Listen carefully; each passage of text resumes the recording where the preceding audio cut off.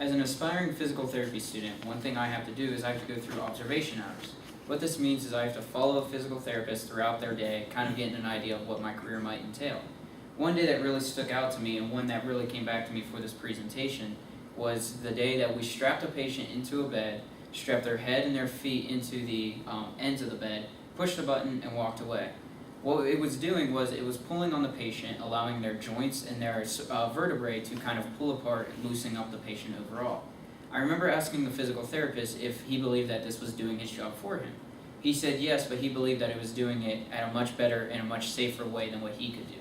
So I asked him, I said, aren't you kind of afraid that one day machines will be able to do your job and you'll be pretty much out of a job? And he said no, he really doesn't have that fear because he thinks he can integrate robots, artificial intelligence, and mechanical machines like this and allow for patients to see much more success. And I believe that that's a very good point, because one question we have is where did our jobs go? And we're afraid that one day we may be asking this question because artificial intelligence and robots might take over. Our fear is that we're going to have a picture image like this. We're afraid that robots are going to come in and boot us out of our jobs. And we're kind of seeing this. In car industries and car factories right now, robots are doing a lot of the work that people usually used to do. Right now, according to Acemoglu and Restrepo, about 670,000 jobs have actually been taken by artificial intelligence up to this point. That doesn't sound like a lot, but the one group a couple weeks ago actually touched on that we may see up to 800 million jobs taken by robots and artificial intelligence here in the near future. Now, this is terrifying to people, but it's very good for American businesses, because American businesses, according to Rotman, are actually at an all-time high for productivity, meaning they're making more money without having to pay workers as much. And Hughes from 2014 actually has a graph that demonstrates this really well. It shows that from World War II to almost the 80s, we see that American businesses, as they made more money, are putting more money back into their workers. However, with the introduction of technology, we were able to make more money off of the amount of work being done.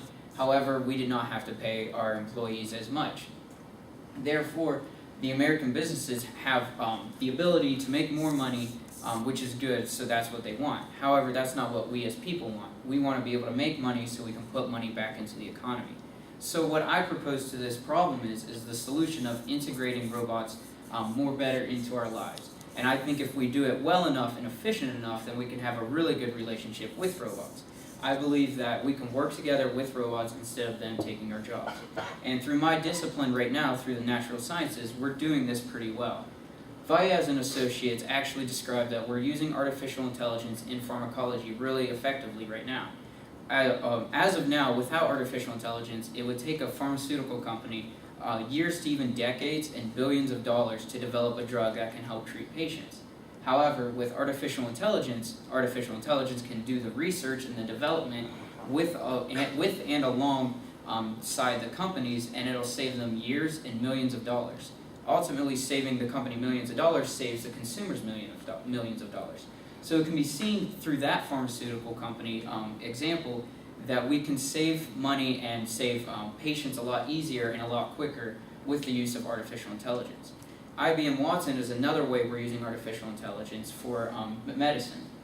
He is being used to treat cancer right now by working alongside doctors. Physicians will run scans and all that kind of data on their patients, and then they'll give the data to IBM Watson. It then goes out and it scours the world for research, similar cases, stuff like that, and it brings it back to the physician and says, here's a treatment plan. Utilize this if you would like. The physician can or cannot, but it tends to be a really good treatment plan. And this is good for the patient as well, because the physician has more time to do other things while this is doing the research, and it gets a treatment plan back much quicker. The treatment plan tends to be better, and the treatment plan seems to be done much quicker, allowing the patient to be treated quicker. Instead of taking the job, artificial intelligence is being used in the job by the physician to make his or her career much better in helping the patient ultimately. Another example that I've seen throughout the news was actually pretty incredible. This is Robert Frisch. He was a really good violinist before he started developing tremors throughout his body. It allowed him to no longer be able to play the violin, and it was a real scratchy sound when he would play.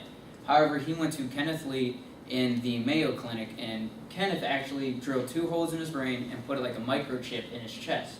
that little handheld remote over there turns the chip on and off. If the chip is off, his tremors are acting up, and what he did in this skit was he struggled to play the violin. He actually struggled to get the bow up to the strings. It was pretty incredible once he turned it on though, because once he turned the microchip on, he was able to play the strings very smoothly. He actually described it as being able to play much better than he could before he developed the tremors. So this is another good example where Kenneth Lee was able to utilize technology to help his career and ultimately help his patient live a much better life. So in my scope and my future career of physical therapy, it is being utilized very well as well. As I described before, we have a mechanical bed where we just lay a patient down and it'll stretch out the patient's body, allowing them to feel a little bit better. This is a machine, it's a robot-assisted arm mechanic machine by Bergar & Associates. What it allows a stroke patient to do is to move their arms without the assistance of a person, but the machine still makes them to do some work. It is used for stroke patients who have paretic limbs, which is a limb that is not entirely paralyzed, but they still have some motor function in it. So what Bergar & Associates did was they took a group that worked with this robot machine, and a group that worked with a physical therapist, and made comparisons between them. They ran them through some tests, through some tracing stuff, through some games, and kind of just wanted to see how both groups compared to each other. And what they found was that the robot group actually saw significant strength increases in those paretic arms compared to the group that used a physical therapist. Now what you're thinking is, oh, okay, so it did the job of the physical therapist, took the job of the physical therapist, and now we don't need physical therapists. This is not the case though, because Bergar & Associates showed these results to physical therapists as well, and they were actually very enthusiastic about it. It's like that bed machine that I described earlier. It allows the physician to lay the patient down, or in this case, put the patient in the machine, and the machine helps the patient in ways that maybe the physical therapist can't. It then allows the physical therapist to write up their paperwork, make observations that they're seeing with the patient, and just do other aspects of their job that they may not be able to do.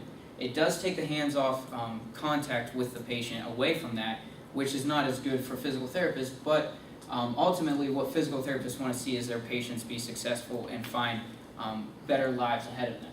So what this showed is that allowing the physical therapist to do other parts of their job and having the patient work with a robot actually helps the patient in the long run and makes for better usage and better attainability of their goals.